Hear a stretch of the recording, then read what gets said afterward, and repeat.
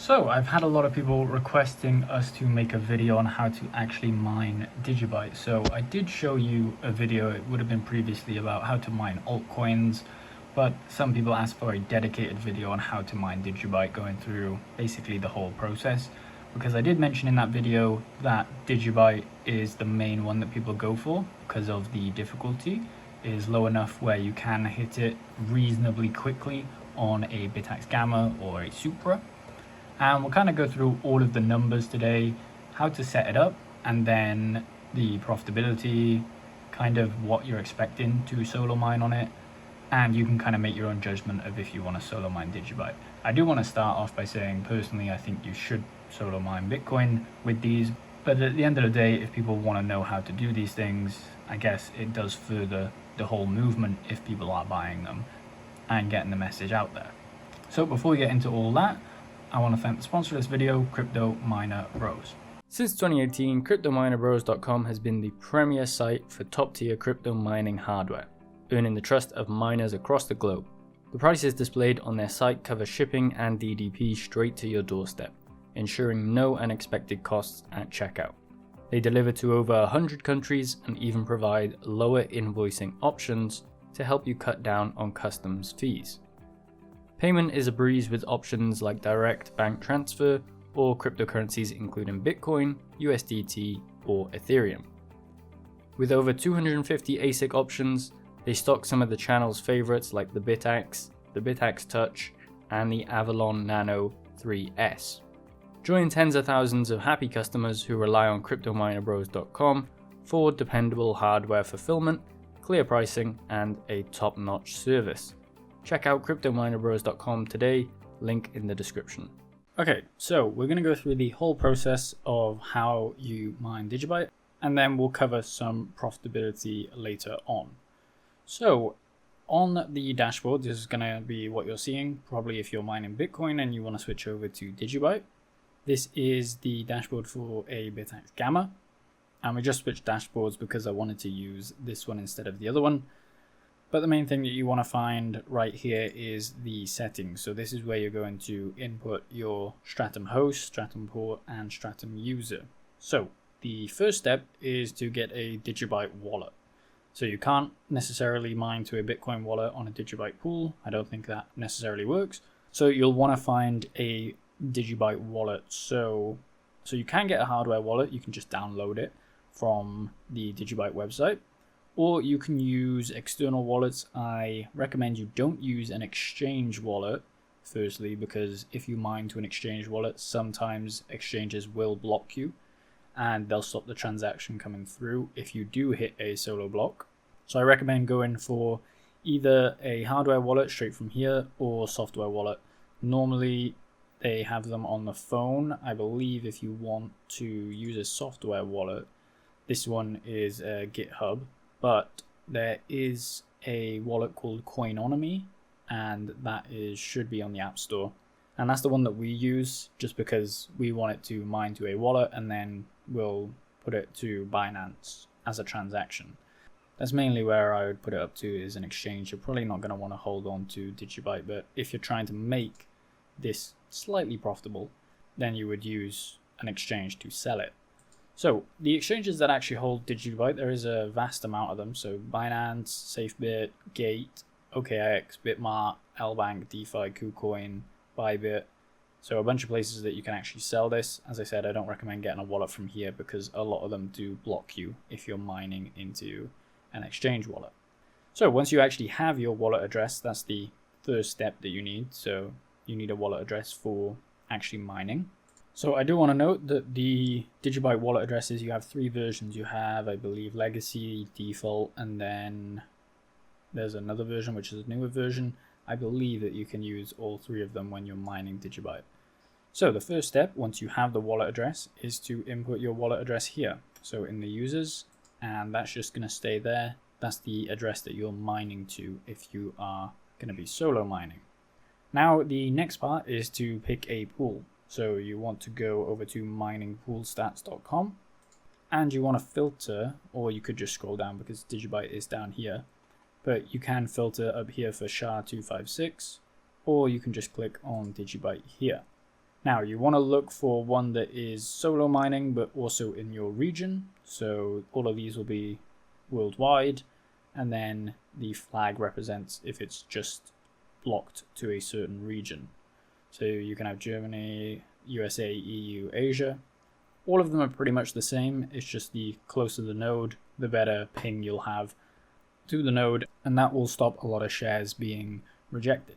So as I've shown in previous videos, I like to use solohash.co.uk just because I think it's the only one that actually has a node in the UK that allows you to solo mine DigiByte. Somebody can let me know if there is another one, but this is the only one that I've found. So what you want to do is come over to the Solohash main website, and we are going to be mining DigiByte solo. So you can see that people have found blocks there. 158 blocks have been found using DigiByte solo. There's 20 users and a hash rate of 83 terahash and a best share of 121 G. So that's way above the network difficulty. It also below shows the network hash rate, so 58 petahash, and the current difficulty.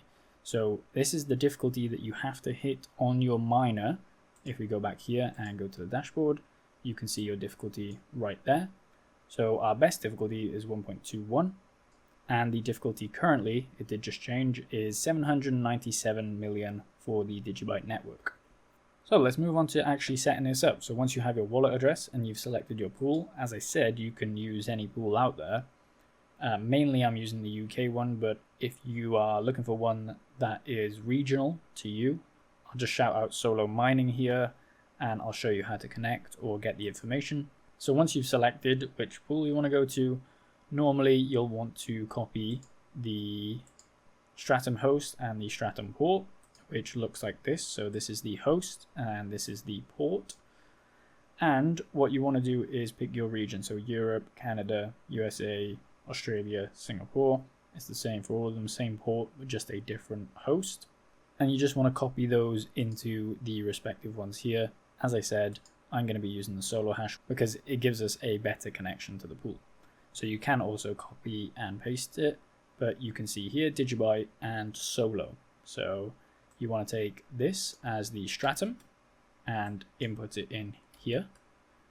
And then you want to take the port, which is here, and input it in here. It's very important that you use the lower difficulty port when you're mining with a Bitaxe, because the higher difficulty won't accept as much shares. So just to give you the heartbeat in terms of how much shares you're actually submitting to the pool, the shares that you're submitting to the pool doesn't really matter unless it is one that actually hits a block. It's just more to show you that you are connected to the pool when it comes to solo mining. But if you are pool mining with one of these, you want to go for a lower difficulty. So once you've done all that, you can also set a password. Now with solo hash, I know that you can set a difficulty. So starting difficulty of 1000, it defaults to that. So low difficulty ports, these have a starting difficulty of 1000 for suitable miners with lower hash rates. So you don't actually need to put a password in there, but normally it's just X. And then we click save and restart. So once that's saved and restarted, you can see we have our user, our port, and our host right there. We should start mining to DigiByte, and the quickest way to check is go into the logs and click on show logs, and it will show us if we have submitted any shares. Right there is already a share of above 1000 in difficulty, so 1070, and that means that we are mining to the pool. We can also look up our wallet address after we submitted a bunch of shares, and it should show up on the pool. So the odds of actually finding a solo block on the network with the current hash rate is a calculation that we could do right now. So to actually figure out how much we're going to earn from DigiByte, we need to use a calculator, and we need to work out how much the block reward is. So at current time, the block reward is 290 DigiByte. So in this calculator here, we input our terahash, which is 1.2 for the gamma, and the watts doesn't really matter, we can just put it to 20. But the main thing you're looking at is the revenue / yield. So however many the block reward is, you divide that by 6.79, because that's how much you technically should be mining per day, and that should give you the chance in days. but luckily you also have a percentage down here. So you have 2.11% chance of finding a block in a day on a Bitaxe Gamma. Obviously, you have to hit a difficulty above the network difficulty, but that's just down to luck. So we're going based off of averages, and that's kind of how you should do it. And what this really means is that every day you get a 2% chance to mine a block, and then once it gets to 100%, you become unlucky. So every day you add 2% technically, and that gives you a time to find a block of around 50 days using a Bitaxe Gamma. So it could take you around 50 days to actually find a DigiByte block. This is why people use it, is because it's the only coin that you can realistically hit up into those difficulty levels quite regularly in the year. Now, the actual price of DigiByte is down, but we can actually type in the block reward here, which is $2.90. And if you do hit a block, that's $2.43. It's not lots, but a lot of people like to have some profitability out of these miners, and that's the reason that we're making this video. So lastly, going back to it, we need to show you guys how you view all your stats on the pool. So normally every pool will have a search function. Solo hashes is down here. We just click search and it fetches our user there. So we have our wallet, total hash rate, total paid, blocks found, daily chance, weekly chance, monthly chance, and yearly chance. So this hasn't actually updated, I don't think, to reflect the hash rate against the difficulty, because we just did the calculation. So once it's submitted a bit more shares, it will actually give you a better figure on solo hash. So that's how you start mining DigiByte using your Bitaxe. As I said, I recommend that you solo mine Bitcoin, but I know a lot of you are asking for this tutorial, so here it is. If you have any problems, leave them in the comments below. Make sure you like the video and subscribe for more content like this.